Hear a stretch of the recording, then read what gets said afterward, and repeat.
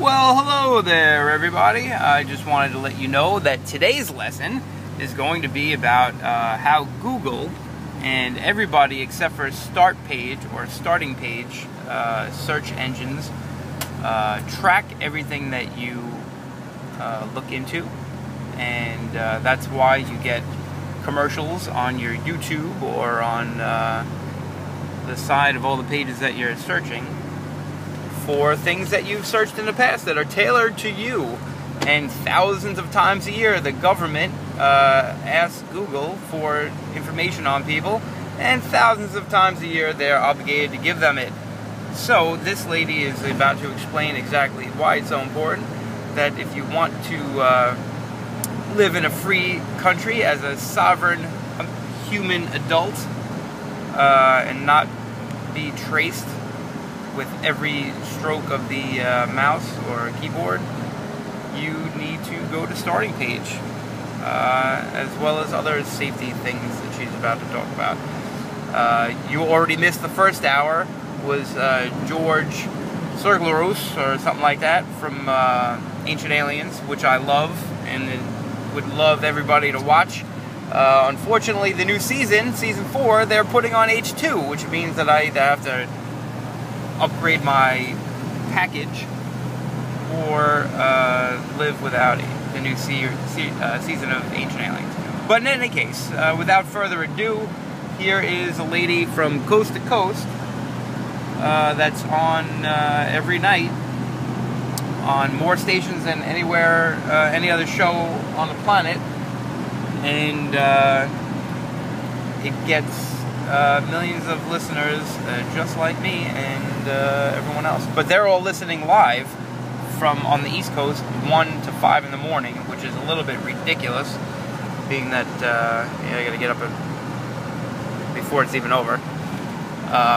But I record it and then I listen to it on XM, and I'm starting to do what Mr. Super Potato Tomato does on YouTube, and he does every show. He takes out all the commercials, and it's awesome, and I definitely advise everybody to go there and take a look at any show, especially anything that's been on in 2012, because pretty much every show so far this year has been amazing. But instead of telling everybody all the things that I listen to and hear from all these experts, I figured, why don't I just record it and put it up there and link it to my Facebook, and hopefully people will start to listen and be informed and enlightened about the amazing world that we live in, with the ridiculous amount of information that we're learning about the planet and humanity and the spirit and God and 2012 and all of it. And GMOs, which is a horrible thing, but that's in a whole nother show. So like I said, without any further ado, here comes the whole Google conglomerate data mining situation. And if you haven't heard, this morning became a story. There are a couple of kids from Europe that twittered that they're going to destroy America, and that they are gonna, I don't know, something about Paris Hilton. And they're just saying that they're gonna have a great time, because kids know that when you say you're gonna destroy something, it doesn't mean destroy in the data mining version where we are going to really blow things up. What they're talking about is having a good time. So they arrested these guys, which is awesome for the tourism dollar. But we arrest them because we're stupid and we don't understand the vernacular. So this should be important to everybody, because it is part of the world that we live in. So here it comes, kids. Live 6 to 9 p.m. Eastern Time on XM Talk 168. And sorry, there's no good clouds today. Catherine, I've noticed Catherine Albrecht. I'm getting unsolicited text messages from companies on my phone. Now, is this just a random thing, or are they pinpointing people? You know, that's one I haven't actually done a lot of research on, and I will look into that. I'll get back to you on it. Okay. Now, companies like StartPage are associated with them. How many other companies are doing this, and what do they do that's different from Google? Well, the key thing that you have to understand is anytime you go to a website, whatever that website is going to pick up information about you. There's two ways they do it. Well, there's a couple ways to do it, but the two key ways to do it is through your IP address, which is kind of like it's a calling card. Caller ID, right? When you make a phone call, your number shows up. So they've got an IP address on you, and then the other thing that websites do is they put tracking cookies on your browser, and that's how if you go to a website, a search engine, any search engine that's going to use these tracking cookies, you look up, I don't know, used cars, as we were discussing, or Buick cars or whatever, and then they put a tracking cookie on your browser, and then later on you go to another website, and the website reads the tracking cookie, says, oh yeah, I need to serve an ad about Buicks and cars, and then boom, there's the ad. I thought I owned a psychic computer.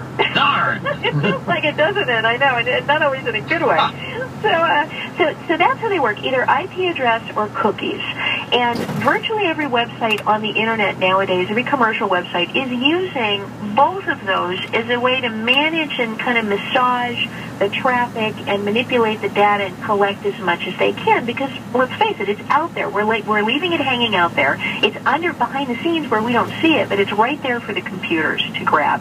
So StartPage, and I actually first announced StartPage on your show, George, startpage.com, which is the private alternative to Google. What StartPage does is they don't record the IP address and they don't record the cookie. And they're a layer in between, aren't they? So they're a layer. So if you want to do a search for name your topic on Google, you can go to startpage.com. You can type in the query, and then what StartPage does is they go to Google for you behind the scenes, submit your query for you, get the results for you, and then clean away all the stuff that might track you. Before it and gets then to you. serve it to you nice and clean. And then they themselves don't track you, don't record your IP address, and don't use tracking cookies. So that's kind of the cool piece. And then the other piece that StartPage just announced recently is they're using something called SSL encryption. And if people haven't heard of it, you probably should start paying attention. If you see HTTPS, like S like Sam or secure, you'll see it when you go to your bank or when you go to log out of, when you go to check out on an online merchant website. You'll see when you're about to enter your credit card data, you should see that there's HTTPS up there. And what that means is that page and all the data that you are submitting to that website can't be intercepted in transit. So it can't, if you're in a coffee shop or you're on Wi-Fi, you're in a train station or something, it's possible that people can sniff the data out of the air if it's not encrypted. Okay. Your ISP, on top of that, some of the ISPs have even announced that they do this as a matter of policy. The ISP, like your Verizon, Comcast, Quest, whoever's providing your internet service, they also can track and monitor all your traffic going back and forth. And in fact, in England, they've got mandatory logging of that stuff for the ISPs. It's actually a law, creepy. So what StartPage does with the HTTPS encryption, which is automatic now, everybody gets it. When you get there, it's already turned on, is it means that everything you communicate privately to StartPage can't be intercepted in transit. So there's a couple of neat things that StartPage is doing. And what I like about it, and the reason I even found StartPage is because I was going nuts. I was like, I either have to get off the internet or just accept the fact that they're watching me all the time. I hear this all the time from people. What can you do? There's nothing we can do. It's over. The battle's lost. And they say, no, don't give up. There are easy ways. And, initially people say, well, I don't want to use a different search engine. I want the Google results. And so StartPage actually gives you the Google results. So startpage.com, the world's most private search engine, you can go there, get these search results, and if you don't want the Google results, then there are other alternatives. I initially announced xquick.com, which is the parent company of StartPage. It's ixquick.com. And what they do is they go out and they give you the search results from everybody but Google. Same deal, same no tracking, same privacy, same everything. But, most people want those Google results. And the reality, if you're looking up something and it's not private and you don't care, you may as well go ahead and use Google. But you got to realize that come March 1st, all of your searches are going to be coordinated and consolidated with the other privacy policies. I had a friend call me. He's got a buddy coming into town in a few weeks. He's a magician who can find people, no matter who you are. Whether it's Brad Pitt or you, he can find you on the internet, I guess, and then he goes and he sees you. I mean, and he wants to do some kind of show on that. But so my friend said, boy, he'd be a great guest on Coast to Coast. Google him. Ooh, And yeah. I got to tell you, I have heard that phrase hundreds of times now. Probably thousands. People don't say, go to, just do a search for so-and-so. Google him. Why do they do that? I know. It was a brilliant moment when that happened for Google, because you've got a company that at that time was competing with lots of other companies. There was Alta Vista, people may remember from back when. There was Yahoo, right? There was AOL. There were all these other search engines. Bing wasn't around yet, but there were all these other search engines. And when people hear the notion that the name, it sounds kind of like doodle or noodle. It's kind of a fun word. It's got the oogle google kind of thing going on, and it was fun to say. And I think when people picked up on that, it became kind of a cool, kind of a meme. It's a little slang. Yeah, it's a little slang. But see, what's happened now is you've got this phrase, Google it, instead of, Bing it or Yahoo it or start page it, which is what I'd like to hear people say. So start page it. Start page. Yeah. You've got millions. Google does not have that ring to it. You've got almost, it's literally millions of dollars of free advertising a day that's going to a commercial company. A commercial company. This is not, it's not the federal government. Not that we love them, but we all have one, and you can't boycott them, and it's the same one for all of us. Google is a choice, and I'd like people to begin to see it that way instead of seeing it as something that we must use, that everybody uses. To see it as a choice. It's a choice some people choose to make, but you don't have to. And if we can get that out of our vocabulary, here's the crazy thing. When I made that decision to say, I just can't keep using Google, it took me 6 months, George, 6 months to stop saying Google this. I would slap myself every time. It's in your system. It's in your. And how does this search system work so quickly? I mean, you type in whatever, it's done instantly. How does it search the entire internet in nanoseconds? Enormous quantities of firepower, computer firepower. I do a daily radio vignette that goes out on like 70 radio stations around the country. It's like a little 90-second little snippet of information. And I recently did one on the power consumption of Google. And I don't have it right in front of me to remember the exact numbers, but whatever, it was blowing my mind. It was like a small city to power Google servers to be able to do that. Now, they don't do the search instantly, George. What they do is they spider around, and anybody who does search engine optimization knows what I'm talking about. They spider around and they look for connections and interconnections, so they've already got it spidered and collected and ready in their system. And, behind the scenes, they're constantly kind of weaving their little tentacles around the internet to get all of this information and store it in a central place. And then you look something up and boom, it's instant because they've got it already sitting right there at the ready.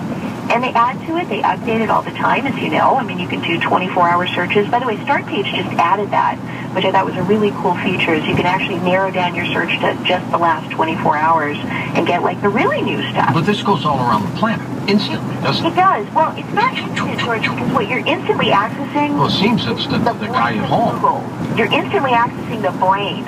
And the brain has already gathered the information. It's gathering it all the time. And when you query it, you're just querying the central brain. You're not actually going out to China and Korea and, India and everywhere else. Well, and what determines the placement of the information that you get? You got to start with something.